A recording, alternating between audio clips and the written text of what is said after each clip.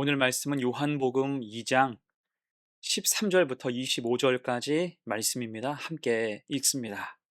유대인의 유월절이 가까운지라 예수께서 예루살렘으로 올라가셨더니 성전 안에서 소와 양과 비둘기 파는 사람들과 돈 바꾸는 사람들이 앉아 있는 것을 보시고 노끈으로 채찍을 만드사 양이나 소를 다 성전에서 내쫓으시고 돈 바꾸는 사람들의 돈을 쏟으시며 상을 엎으시고 비둘기 파는 사람들에게 이르시되 이것을 여기서 가져가라.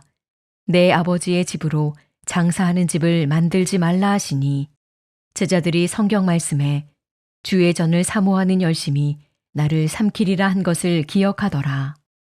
이에 유대인들이 대답하여 예수께 말하기를 내가 이런 일을 행하니 무슨 표적을 우리에게 보이겠느냐. 예수께서 대답하여 이르시되 너희가 이 성전을 헐라 내가 사흘 동안에 일으키리라. 유대인들이 이르되 이 성전은 46년 동안에 지었거늘 내가 3일 동안에 일으키겠느냐 하더라. 그러나 예수는 성전된 자기 육체를 가리켜 말씀하신 것이라. 죽은 자 가운데서 살아나신 후에야 제자들이 이 말씀하신 것을 기억하고 성경과 예수께서 하신 말씀을 믿었더라. 유월절에 예수께서 예루살렘에 계시니 많은 사람이 그의 행하시는 표적을 보고 그의 이름을 믿었으나 예수는 그의 몸을 그들에게 의탁하지 아니하셨으니 이는 친히 모든 사람을 아심이요 또 사람에 대하여 누구의 증언도 받으실 필요가 없었으니 이는 그가 친히 사람의 속에 있는 것을 아셨음이니라. 무너져야 할 성전이란 제목으로 말씀 증거합니다. 오늘 말씀은 성전 정화에 대한 말씀이에요.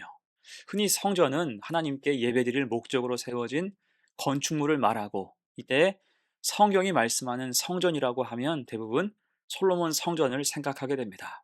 그 아름다운 솔로몬 성전의 주 재료는 백향목이었죠. 그 당시에 레바논 백향목은 붉은 빛의 단단한 목재로서 최상의 건축 재료였으며 그 향기가 성전 가득 은은하게 퍼지는 거룩함의 상징이기도 했습니다. 그것을 지을 때만 해도 그 성전은 영원할 줄 알았어요. 열왕기상 8장을 보면 솔로몬이 성전을 봉헌하며 기도하는데 여호와의 영광이 성전 안을 가득 채우게 되지요. 곧 믿음을 지킬 때 성전은 가장 아름답게 보존된다라는 뜻이에요.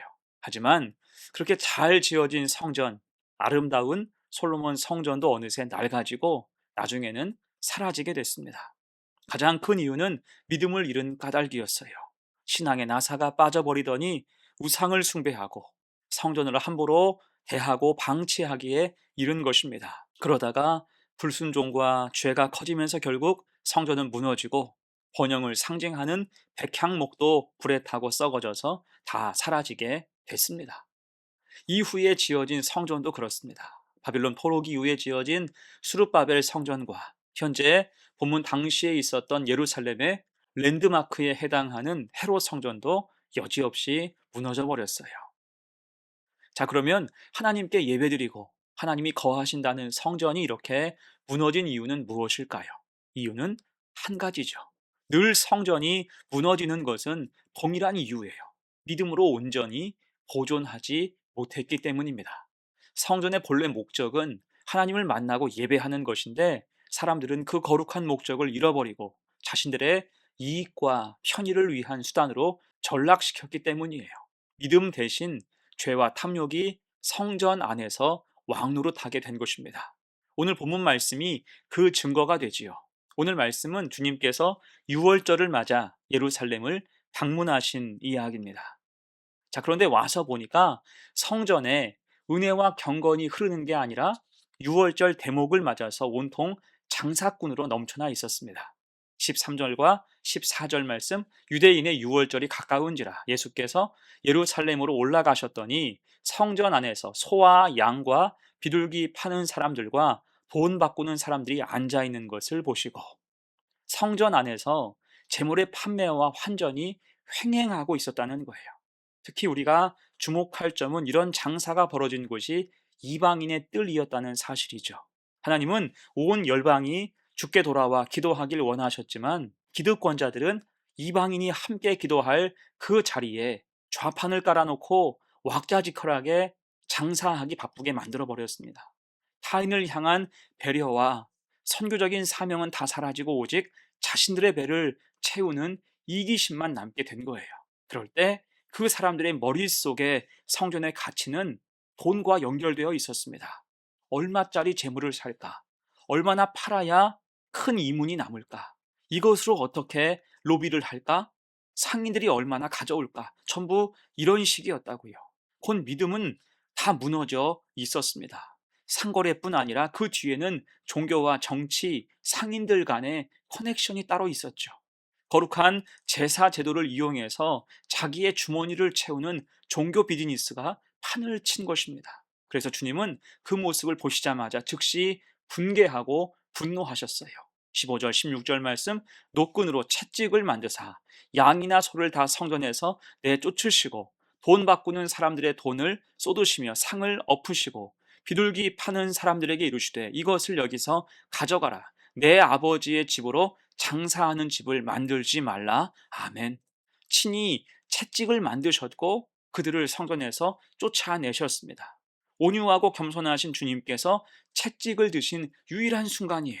그들이 거룩한 성전을 다 망치고 있었기 때문입니다. 그래서 추상같이 호령하시죠. 16절에서 내 아버지의 집으로 장사하는 집을 만들지 말라. 성전이 성전답고 하나님 백성은 백성다워야 한다는 것입니다. 자, 그러자 즉시 주변에서 반발을 하는 거예요. 18절 말씀, 이에 유대인들이 대답하여 예수께 말하기를 내가 이런 일을 행하니 무슨 표적을 우리에게 보이겠느냐? 요즘 말로 하면 네가 무슨 권한으로 우리 장사를 방해하느냐? 오늘 입은 손해를 무엇으로 보상하겠느냐? 묻고 있는 것과 같습니다. 자, 그러자 주님께서 중요한 말씀을 하세요. 19절 말씀입니다. 예수께서 대답하여 이르시되 너희가 이 성전을 헐라 내가 사흘 동안에 일으키리라. 아멘. 자, 여러분 이 말씀을 오해하지 말아야 돼요. 여기서 예수님이 말씀하신 성전은 21절에서 기록된 대로 성전된 자기 육체를 가리켜서 하신 말씀입니다.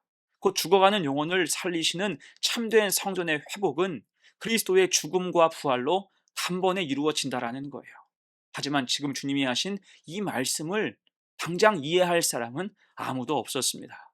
22절 볼까요? 죽은 자 가운데서 살아나신 후에야 제자들이 이 말씀하신 것을 기억하고 성경과 예수께서 하신 말씀을 믿었더라. 아멘. 다른 말로 하면 지금 주님이 말씀하실 당시에는 제자들도 이 말씀을 이해하지 못했다는 것입니다. 그러니 유대인들은 오죽했을까요? 지금 장사를 하지 못해서 그 마음으로 부글부글 분노가 끓어오르는 마당에 주님께서 하신 그 말씀을 그들이 바로 이해할 수 있겠습니까? 20절이죠. 유대인들이 이르되 이 성전은 46년 동안의 지었건을 내가 3일 동안에 일으키겠느냐 하더라. 펄쩍 뛰는 거예요.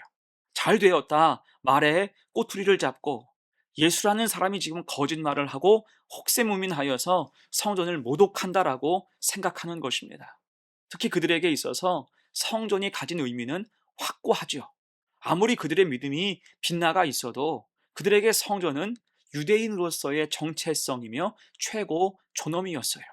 성전은 그들의 자긍심이었고 민족적인 상징이었으며 현재는 그들 경제적 이익의 원천과도 같았죠. 그래서 46년간 성전을 지었지만 아직도 완성하지 못한 이 성전을 불과 3일 만에 일으킨다는 예수라는 사람의 표현은 신성모독에 해당하는 중대한 범죄의 행위로 간주할 수밖에 없어서 나중에 주님을 처형하는 중대한 단초로 작용하게 됩니다. 곧 그들은 이 성전이 영원할 줄 알았던 거예요. 절대로 무너질 리도 없고 무너져서도 안 된다라고 생각하는 것입니다. 이것을 황금알을 낳는 거위쯤으로 생각하고 있는 거죠.